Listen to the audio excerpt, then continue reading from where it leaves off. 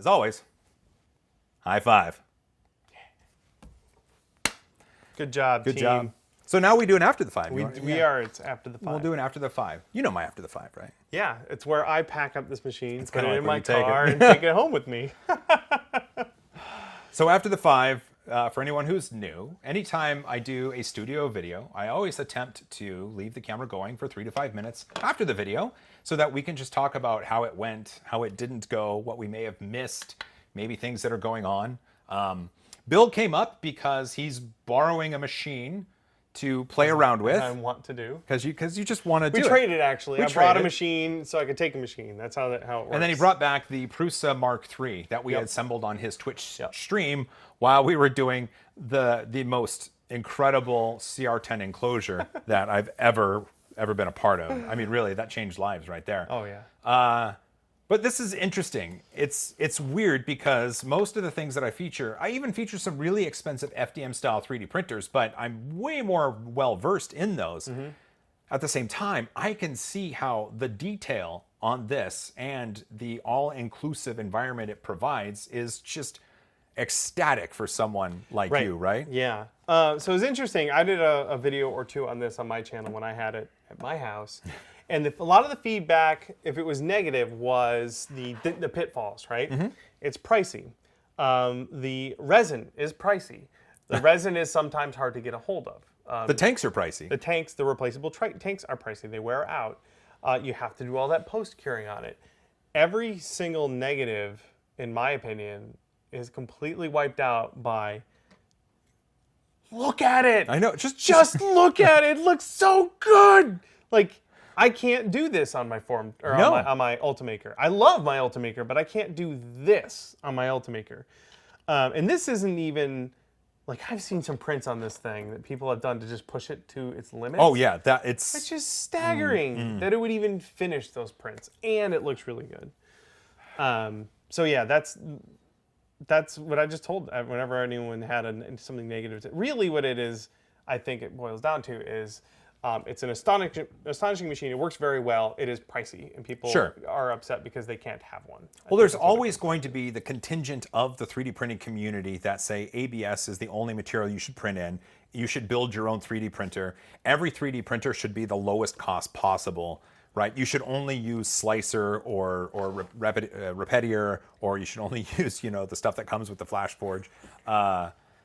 So I think there's always going to be the contingent of people that price is the ultimate barrier, right? And they may not be able to see how someone could use this, even at a higher cost, to make more money, or to save them a lot of time. Right. Because for you to save time in sanding, I mean, that means that's more of your life back every day, right? Absolutely.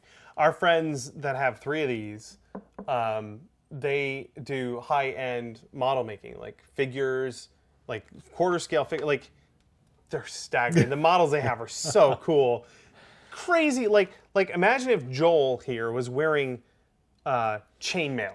Let's imagine it. Let's just imagine me in chainmail. Really tiny chainmail links, and it would print it. That's the stuff that they do. And they got one of these things, and they immediately ordered 2 more. Right. Even at that price. Because it was printing day in and day out, and they were like, well, we need more. And they were in. So in the other, if you're just doing print jobs for people where they send you a file, you print it, send them the model, what you can charge for that kind of work off of a print like this, you'll make that money back in a month. Yeah. Like, and no joke, you'll make $3,500 to $5,000 back in a month. Because a job you can do every day, you could charge $500 to $1,000 for. Right. For that level of finish on a print. Well, because there are people that want that level and will pay for that level, right? You're leveling up into a clientele that demands a better product, and they're willing to pay a premium for it. That's right. And this is the sort of machine that unlocks access to that clientele for you. Wow. Again, there's a tagline right there. Again, if that's the type of business you're into. Sure. Also, if you're Tony Stark. Sure, if you're Tony Stark. And you're just like, I just want to play with the best machine possible. I'll just buy one of those. Yeah. But it is interesting to see, like the Moai, how it's becoming more and more user-friendly. Yeah. It uses Cura as a slicing engine, and you don't have to, there's some really good prints coming out, really cool colors that they have. Yeah. So I think I think this still has its place, but I think the future is very bright for this type of printer. Well, what excites me about that is Moai is going to push Form to make the Form 3 into something incredible, which I think would have to be a bigger build volume, Yep. faster prints, Yep. and lower price, I think, is last thing. I think if they bring the about. materials down in price, Yeah. because they're introducing a lower build volume, I think that would just be killer. Yeah, but I actually think that the price point is not going to be the biggest factor. I think build volume and print time is going to be the factor that pushes whatever their next machine to the next level. Is there anything more they could add to their software, you think? I don't know. It's really good. It's really good. It's really good. It's really good. Yeah. So, for example, if they had another machine like this that was faster and bigger, and they charged the same price for it, Oh, geez. I mean, they would sell out. yeah, then I don't think they have to make it any cheaper. No. All right. Well, thanks for staying and chatting, Bill. You I'll give you one more of betcha. those. Bam. Absolutely. You get a machine back. And thanks for sticking around for After the Five. Thanks for your support. Appreciate you being a member of the High Five Club. I hope that I get to have other cool guests like Bill on here. Big thanks to Bill again. Go check out Punish Props Academy. How would they find you? PunishProps.com.